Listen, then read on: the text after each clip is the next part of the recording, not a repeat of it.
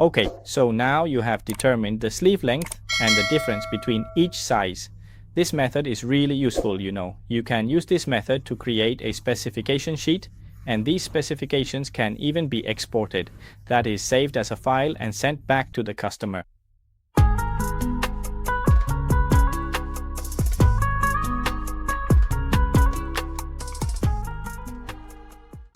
Hello everyone and welcome back. Today I'm going to share with you exactly how to measure the specifications of a button.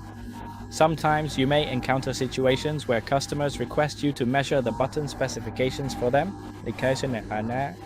After you finalize the sample and confirm production, they'll ask you to measure the button and develop a comprehensive and detailed specification sheet to send to them. This way, they can check the specifications against the finished product after manufacturing to see if there are any changes. So now, I'll show you an incredibly straightforward and extremely simple method, and you'll be able to create a sheet right away. Here's what we'll do. For example, this is a folded sample that we've made and are currently preparing for production. Here's how we proceed. Now, you go to the View section, then to Auto Windows, and then to the module with the word Chat. Simply click on that specific option. Here, you'll click on the menu to create a unique code name. This is the specific code name for this particular button, okay? First, you'll click on the button labeled Create New Chat, and right here in this field, you'll enter the unique code name. For example, I'll enter my personal code as 2022-0405. Just as a simple example for you, that's my code. Down here in this area, we can add a detailed description like the word shirt, or you can choose to write it in English using a Google search. Okay, let's click the OK button. So after that is done, you'll go to the New section to create the specific measurement positions. For example, right now we're going to measure the full collar circumference.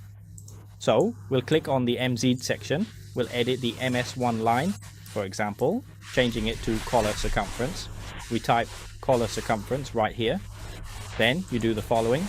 Click on the Define button. A dialog box will appear for you to select the measurement positions, right? At this point, you'll click on the plus sign with the letter S. Use your mouse wheel to zoom in closely on the collar area. You'll measure the collar from this starting point to this ending point. For a shirt, for example, it will go exactly to this point, right?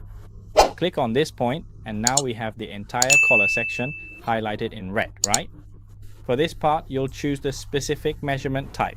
Here you can select the measurement style. For example, if it's en long contour, it's the collar circumference. When you finish measuring, it will display the value as 10.49. After that, you need to add the back collar circumference as well, right? So now we'll click OK. Click OK to finish measuring the front collar first. Next, we'll move on to the back collar. Click on Define again, then click the plus sign. We'll continue measuring the back collar here. So now we have the first measurement for the front collar and the second measurement for the back collar. The total here is the sum of these two measurements, but this only gives us half of the collar circumference. So we need to multiply by 2, right? So if you look up here at the top of the screen, you can clearly see this. The measurement currently equals the total multiplied by, well, right now it is just multiplied by 1. What we are going to do is change it to multiply by 2, so the value will double. And that will give us the correct total in the specific row where we are measuring right here. See, it says measure right here. Now let's go ahead and click OK. You will see here that it will display the individual measurements for each different size. Look closely here. Size extra small is this much, size small is this much, size medium is this much, size large is this much, and finally size extra large is this much. The measurement position we are looking at is the collar circumference. Similarly, now I will continue by measuring the chest width. Mine, right here, I'm going to measure the chest width. So we go over to New, and here we will enter. Click right here, you will click here. I will change this input box to say chest width. Yes, chest width. We will write it out just like that. So then I will click on the chest width row once again and click on Define. Now when this dialog box appears on the screen, I will click the plus sign to add a new measurement.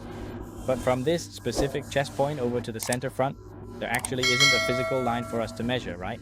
So we just select this point and then select the middle part here. That means we'll select like this, and then we'll go into the options and choose what? The y-axis, everyone. The y-axis means it will be aligned straight from here. This point is aligned straight here, and it's aligned straight down here. That means it will measure this vertical line, y-axis, okay? That's a really smart feature. The software is very intelligent. After we finish measuring this line, the vertical line, we'll multiply it by 2 because our measurement is for both sides of the front part, right? so we have to multiply by 2. After that, we'll click OK. You'll see that our measurement here for size S is 32. When you switch to another size, all the measurements will be displayed like this. It's very accurate, everyone, very accurate. We can measure the back width by clicking New. We'll enter the data right here. The specific measurement position we are looking at is the back width. For the back waist measurement, let's go ahead and enter back waist. And now we'll scroll further up to the back section. So here, we'll click on the Define button, then click the plus sign. And you'll select from the waist point all the way to the front center, then over to the back center. But instead of selecting exactly at this specific point, you'll choose the neck point instead. And it will automatically align a straight vertical line for us, perfectly perpendicular from here to here, and it's completely vertical. So at this point it measures for us. See right here, from this point it's 17 for the base size, 17.5 for the base, and for all the other sizes there will be a slight difference, right? Here we're only measuring exactly half, so we definitely need to multiply that value by 2. So you'll enter times 2 in this field here and then click the OK button. Then you'll see all the various sizes displayed here and the difference between the sizes. The step here you'll see is exactly the difference from one size to another. Now let's continue measuring some of the other positions. For example, let's go ahead and measure the bust circumference. We'll click New, and in this field we will enter the label bust circumference. After that, remember that you have to create the measurement positions first, then you can actually take the measurements. Next, click on Define, then click the plus sign. You'll select from the armpit point to the center front point, but don't click straight across like this. Instead, click up to the neck point so that it drops straight down. This will be more accurate. So it will calculate this point as being directly aligned here and measure perpendicularly down to this point, which is very accurate. And we'll look at the axis. What axis is it? The y-axis, right? The y-axis, the y-axis. And here we need to multiply by 2, so that will give us the front body part on both sides, okay? After that, we will add the back body part, this defined part. We will measure the back body part. Here, we will measure from this point to this point. We'll choose the midpoint of the neck, so it will be more square and accurate. Then we click OK. You'll see the chest circumference width. Now it's this number. For size S, it's 91. And here are the measurements for the other sizes. For size XS, it's smaller. Similarly, I'll continue measuring for size L. I'll continue measuring for size L. When we are measuring the waist area, we really need to check the specific width of this piece right here. Here, we can go ahead and measure it first. First of all, we are going to use the D-Lock balance tool. We'll measure the width of this particular dart first. Looking here, it is exactly 2 centimeters. Now, for the back body part, how much do we need to measure? It is 2 centimeters, right? Yes, it is exactly 2 centimeters. Now, to measure the waist circumference, please do it as follows. End the current command by pressing Z. Click on the New button and then enter the words waist circumference into this field here. This is for the waist circumference, right? Waist circumference. Now, we will measure it as follows. Go to the Define command and then click on the plus button. You will measure from this L point all the way to the midpoint here, so that it stays perfectly straight and accurate. Then simply click OK. Next, we will continue measuring the back body part. Go to Define and click the plus button again. Measure from this L point down to the midpoint right here. At this stage, we have to subtract the width of the dart. Each dart here is 2 centimeters, right? And for the entire waist circumference, there are 4 darts in total, so that equals 8 centimeters. Then we will enter -8, subtracting 8 right here in the box. After that is done, click OK. So now you will see that the waist circumference for this specific size is 77, and for the other sizes it is listed right here. Also, here is the difference. The difference in the circumference is 4, and this difference in circumference is very accurate. Now we will continue by measuring the length, specifically the shirt length. The shirt length is measured starting from the shoulder tip point. Let's measure the front shirt length first, okay? Yeah, so right here we'll click on this plus sign, then click Define, and we'll begin to measure. Click this plus sign again and measure carefully from the shoulder tip all the way down to the hem. That's exactly right. Measure from the shoulder point down to the bottom hem. You can click to the bottom point first, see? At this specific point, you need to measure along the x-axis, okay? You really need to select the x-axis here, so it will align perfectly straight like this. After that is done, we'll click OK. Then you'll see the shirt length for size S and exactly how much it differs for all the other sizes. It's really cool. Next, we'll measure, for example, if the customer wants to measure the length from the center back neck down to the hem, you'll click New and type in here center back length, right? Center back length. You can drag this box out a little bit. It's kind of like using Excel, very easy and intuitive. Then we'll click Modify, select the plus sign and choose from the hem up to the neck. At this point, we'll select the x-axis once again, then click OK. Now you'll see the total length from the hem up to the neck and the specific difference between sizes. Next, you'll measure the armhole circumference. Let's measure the armhole now, okay? Armhole. Here we'll select Define again, click the plus button, and you'll select from the armhole point up to the shoulder point, right?